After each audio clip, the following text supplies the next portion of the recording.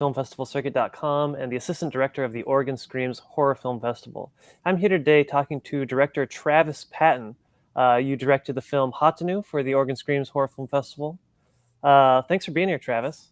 Thank you, Sam. It's wonderful to be here. And I want to say, first off, thank you to you and all the judges at Oregon Screams for selecting Hahtinu for this year's show. Well, thank you for submitting. It's great to have talented creators submitting their work, and makes our lives a lot better over here at the festival. Well, I want to know, what is Hahtinu about?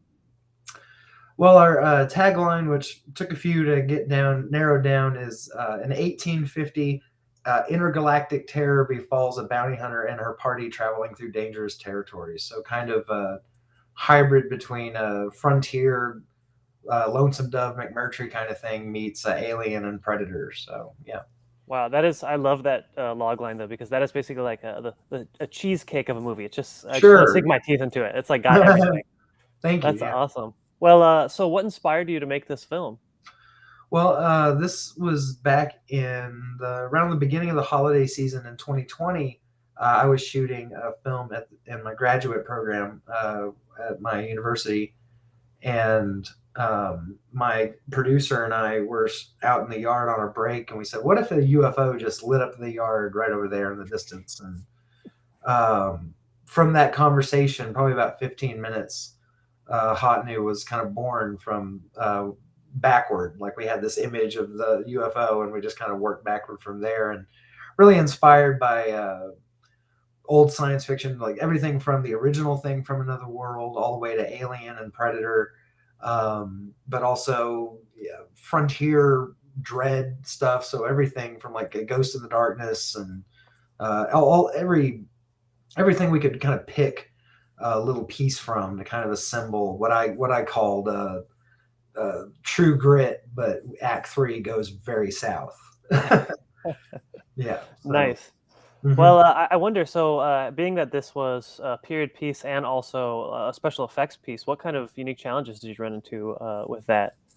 Well, a big thing with Hahtinu was we had a wonderful crew, and we had worked together many times before, so we all had a wonderful rapport, but it seemed like there was constantly some roadblock or obstacle, everything from weather delays to getting time cut short with our horses, to even losing an actor. We cut a character from the film completely, relatively last minute.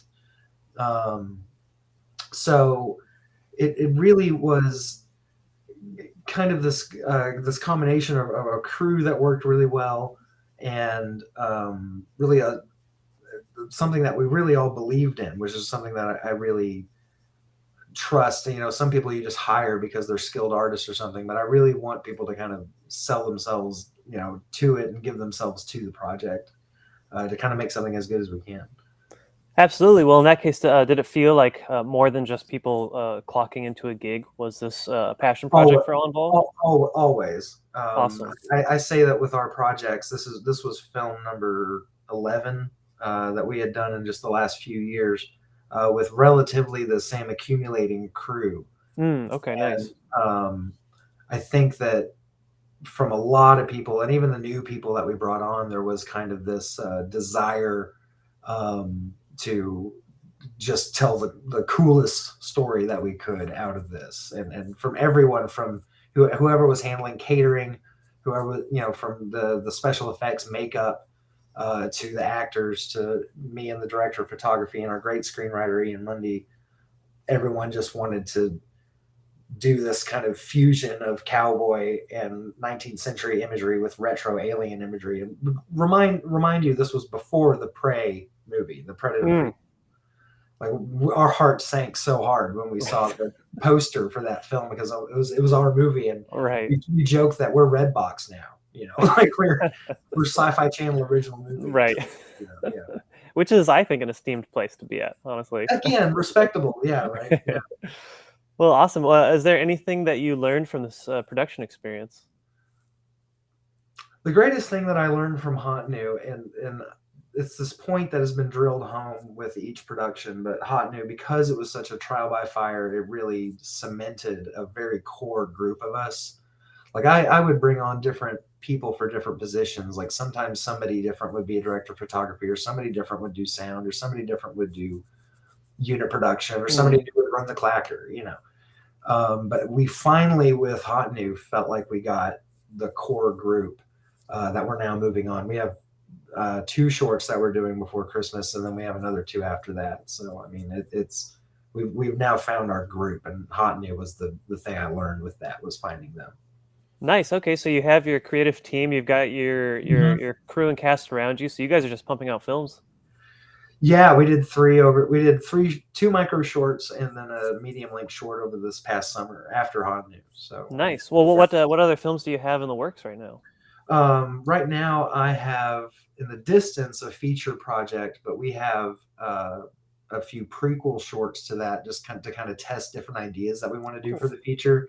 And so we're beginning a series of those. But then we also have here in Dallas Fort Worth a wonderful producer who has given myself and my crew a wonderful kind of investment to see how we can stretch his dollar, and that's beginning with two short film projects that will lead to a feature next year. And so that's what's going on now, and that's all been pretty exciting. Except it has made a multitude of work in a very short Yeah. amount of time, You which is good. We asked for it, so well, nice. thank you. And it sounds like so you had a great cast and crew. Everyone, Mhm. obviously, just from hearing the log line, I thought, yeah, that is an awesome project. Thank you. That's We the, hope. Yeah. yeah. I wonder. So, was there any kind of funny stories from on set? What was the dynamic like?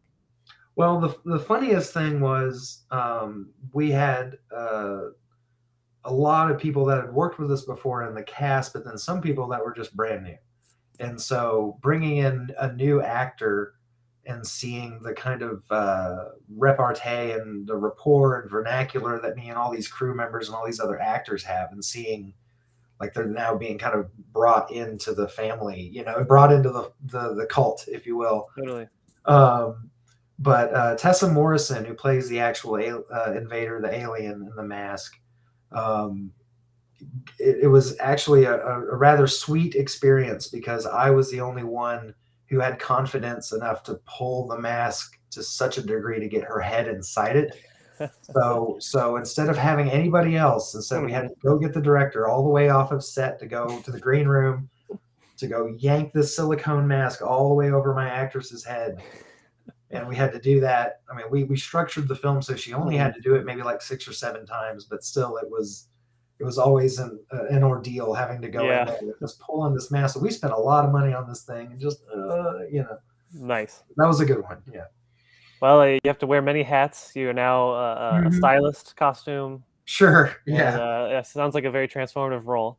Uh, Yeah. I wonder, so they have spaghetti westerns, they have space operas. Is there some name that you guys have come up with to combine these kind of elements?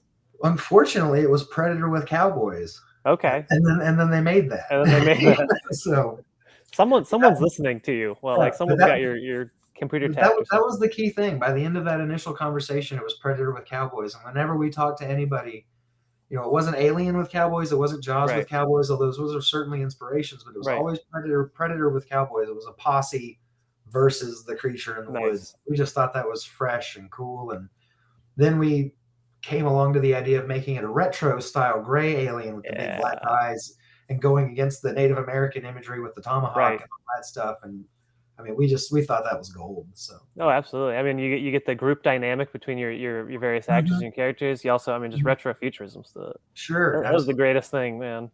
Well, Well, I'm thank you. super Glad we've excited. been worth it. Yeah. Yeah, I'm super excited to screen this on the drive-in theater screen, which is going to play Yep. on October 22nd at the Dalles Sunshine Mill Winery and Drive-in, right outside of Portland, Oregon. It's this nice little kind of wooded spot. So you have hills and trees over here. You've got a freight rail line right here, and then you just got this big drive-in screen. So you're going to deliver to people this kind of retro experience with this film. You're giving some people a new awakening with the experience of the drive-in. Well, this is not. I've had a film screen before with this whole organization that Nice. was with you guys, and you guys did a drive-in before down in Austin, Texas, and it just Yes. like you always put on a really beautiful venue, and so it's going to be really cool show that you guys put on. Well, I really can't wait, and I just want to thank you so much. Is there any last thing you'd like to say about this film?